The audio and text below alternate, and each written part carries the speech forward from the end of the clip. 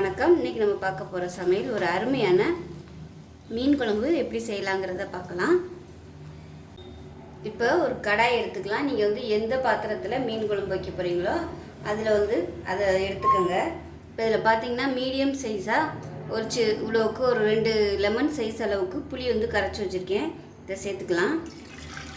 கொஞ்சம் புளி தண்ணி நான் தனியாக எடுத்து வச்சுருக்கேன். புளிப்பு டேஸ்ட்டை பார்த்துக்கிட்டு நம்ம அப்புறமா சேர்த்துக்கலாம். பத்தலைன்னா முதல்ல நிறைய ஊற்றிட்டோம்னா ஒன்றும் பண்ண முடியாது. அதனால் கொஞ்சத்தை எடுத்து வச்சுருக்கேன். இப்போ அதில் மிக்சியில் நல்ல ஒரு 20லேருந்து 25 சின்ன வெங்காயம் மிக்சியில் போட்டு 1-2 நச்சு வச்சுருக்கிறேன். நீங்கள் கல் இருந்தாலும் அதில் போட்டு நச்சு வச்சுக்கலாம். இல்லை அம்மி இருந்தால் கூட அம்மியில் நச்சு எடுத்துக்கோங்க, அது நல்லாயிருக்கும். அதே மாதிரி பூண்டும் பார்த்திங்கன்னா நச்சு வச்சுருக்கேன், அதை சேர்த்துக்கலாம். கொஞ்சோண்டு மட்டும் இருக்கட்டும். இதோட ஒரு 6 பச்சை மிளகா இந்த மாதிரி 2ஆக கீறிட்டு சேர்த்துக்கோங்க. பச்சை மிளகா சேர்த்திங்கன்னா நல்லாயிருக்கும் மீன் குழம்புக்கு. கருவேப்பிலையை நல்லா கிள்ளிட்டு சேர்த்துக்கோங்க.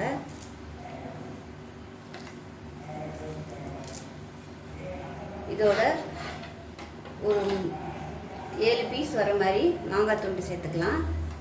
மாங்காய் விருப்பம் இருந்தால் நீங்கள் சேர்த்துக்கோங்க, இல்லைன்னா பிரச்சனை இல்லை. இதில் குழம்புத்தூள் சேர்த்துக்கலாம். நான் மிளகாத்தூள் சேர்க்காம தான் அரைச்சி வச்சுருக்கேன், அதனால் நான் தனியாக சேர்த்துருக்கேன். மிளகாத்தூள் தனியாக நான் சேர்த்துக்கிறேன். இப்போ இது 2.5 ஸ்பூன் எடுத்திருக்கேன். இது 3 ஸ்பூன்லேருந்து 3.5 ஸ்பூன் வரைக்கும் காரத்துக்கு தகுந்த மாதிரி எடுத்துக்கோங்க. இப்போ இதை நம்ம கரைக்க போகிறோம். இப்போ தக்காளி பார்த்திங்கன்னா நான் 1-2 அடித்து வச்சுருக்கேன். மீடியம் சைஸாக ஒரு 3 தக்காளி 1-2 அடித்து வச்சுருக்கேன். நீங்கள் நறுக்கி போடுறதுனாலும் போட்டுக்கலாம். எனக்கு நறுக்கி போடுறது பிடிக்காதுங்கிறதுனால நான் இந்த மாதிரி 1-2 அடித்து வச்சுருக்கேன். அதாவது ரொம்ப நைஸாக அடிக்கலை, 1-2 அடித்து வச்சுருக்கிறேன். இப்போ இது எல்லாமே நம்ம போட்டுட்டோம். இப்போ இது எல்லாத்தையும் நல்லா கரைச்சி விட்டுக்கலாம். கையை வச்சு நல்லா கரைச்சி விட்டுக்கோங்க, அப்போ தான் நல்லா டேஸ்ட்டாக இருக்கும். இப்போ இதில் உப்பு சேர்த்துக்கலாம். இப்போ இவ்வளோ உப்பு போடுறேன் நான், அப்புறமா நம்ம சேர்த்துக்கலாம். குழம்பு நல்லா வற்றினதுக்கப்புறம் சேர்த்துக்கலாம். உங்களுக்கு குழம்போட திக்னஸ் இதிலே தெரியும் எந்த அளவுக்கு திக்னஸாக இருக்கா தண்ணியாக இருக்கான்னு. அப்படி ஒரு வேளை உங்களுக்கு ரொம்ப திக்னஸாக இருந்தால் தண்ணி சேர்த்துக்கோங்க. இப்போ உப்பு புளிப்பு காரம் எல்லாமே கரெக்டாக இருக்கான்னு இதிலே நம்ம டேஸ்ட் பண்ணி பார்த்துக்கலாம். இப்போ இது ரொம்ப கெட்டியாக இருக்கிறதுனால ஒரு 1/4 டம்ளர் அளவுக்கு தண்ணி சேர்த்துக்கிறேன். காரமும் கொஞ்சம் கம்மியாக இருக்குது, அதனால் ஒரு 1/2 டேபிள் ஸ்பூன் அளவுக்கு காரம் சேர்த்துக்கிறேன். மிளகாத்தூள், அதாவது வெறும் மிளகாத்தூள். மீன் குழம்பு காரமாக இருந்தால் தான் நல்லாயிருக்கும். இப்போ நான் எல்லாத்தையுமே நல்லா கரைச்சாச்சு. மஞ்சத்தூள் சேர்த்துக்கலாம். 1/4 டீஸ்பூன் அளவுக்கு மஞ்சத்தூள். இப்போ கேஸ் ஆன் பண்ணிக்கலாம். ஆன் பண்ணிவிட்டு மேலாப்பில் நல்லெண்ணெய் சேர்த்துக்கோங்க. ஏன்னா நம்ம கொதிச்சு மசாலா வெந்துருச்சுன்னு எப்படி தெரிஞ்சுக்கிறதுனா, இந்த எண்ணெய் வெளியில் வரும் கசியும். அப்போ மசாலா நல்லா வெந்துருச்சுன்னு தெரிஞ்சுக்கலாம். அதுக்கப்புறமா நம்ம தாளித்து கொட்டினதுக்கப்புறம் கடைசியாக இறக்க போயில் கொஞ்சமாக நல்லெண்ணெய் சேர்த்துக்கலாம். அவ்வளோதான். இப்போ இது நல்லா கொதிக்கணும். தலதலன்னு கொதித்து அப்படியே ஓரம்லாம் எண்ணெய் கசிஞ்சு வரும். அதுக்கப்புறமா நம்ம மீன் சேர்த்துக்கலாம். மண் சட்டி வச்சுருந்திங்கன்னா நீங்கள் மண் சட்டியில் வைங்க, சூப்பராக இருக்கும். தக்காளியெல்லாம் நம்ம அடித்து சேர்த்துருக்கிறதுனால நல்லா திக்னஸாகவே வரும் குழம்பு. ஸோ இது நல்லா கொதிக்கட்டும். அப்பப்போ கிளறி விடுங்க, மூடி போட்டு மூட வேணாம், பொங்கி வந்துடும். பெரிய அகலமான பாத்திரமாக இருந்தால் மூடி போட்டாலும் ஒன்றும் ஆகாது. இந்த மாதிரி பாத்திரம் நிறைய யூஸ் பண்ணையில் மூடி வைக்க வேணாம், பொங்கி வெளியே வந்துடும். அதனால் அப்பப்போ கிளறி விட்டுக்கலாம். இப்போ பாருங்கள், குழம்பு நல்லா கொதிச்சு பச்சை வாசனை போயிடுச்சு. ஓரம்லாம் லைட்டாக அப்படியே எண்ணெய் விட ஆரம்பிச்சிருச்சு. குழம்புமே நல்லா வத்திடுச்சு பாருங்கள். இந்த ஸ்டேஜ் வரைக்கும் நல்லா கொதிக்க விடணும். இப்போ நம்ம மீனை சேர்த்துடலாம். நான் இன்றைக்கி சீலா மீன் எடுத்திருக்கேன். எந்த மீனாக இருந்தாலும் நீங்கள் சேர்த்துக்கலாம், ஒன்றும் பிரச்சனை இல்லை.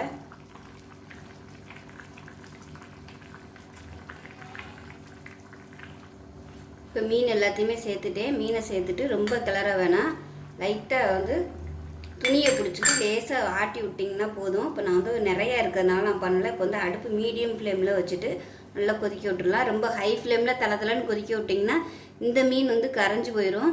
பாறை மீன் இந்த மாதிரி கொஞ்சம் ஹார்டாக இருக்கிற மீனாக இருந்துச்சுன்னா ஒன்றும் பிரச்சனை இல்லை. இது ரொம்ப சாஃப்டாக இருக்கும். அதனால் ஹை ஃப்ளேமில் வச்சு கொதிக்க விட்டிங்கன்னா உங்களுக்கு மீன் தனியாக கரைஞ்சி போயிடும். அதனால் மீடியம் ஃப்ளேமில் நல்லா கொதிக்கட்டும். பார்த்தீங்கன்னா குழம்பு நல்லா மீடியம் ஃப்ளேமில் கொதிச்சிருச்சு.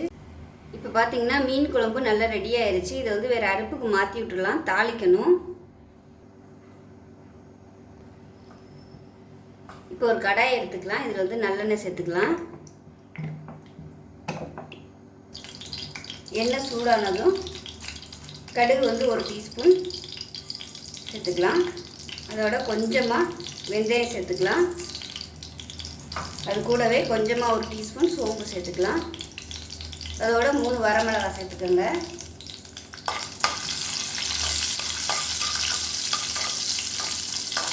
இதோட கருவேப்பிலை சேர்த்துக்கலாம்.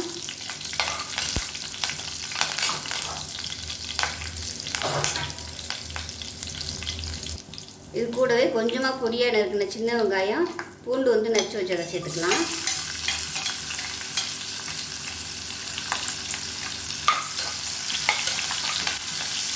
இந்த வெங்காயம் நல்லா வதங்கணும். இப்போ பாருங்கள், நல்லா வதங்கிருச்சு. இதை எடுத்து அப்படியே நம்ம மீன் குழம்புல கொட்டிடலாம்.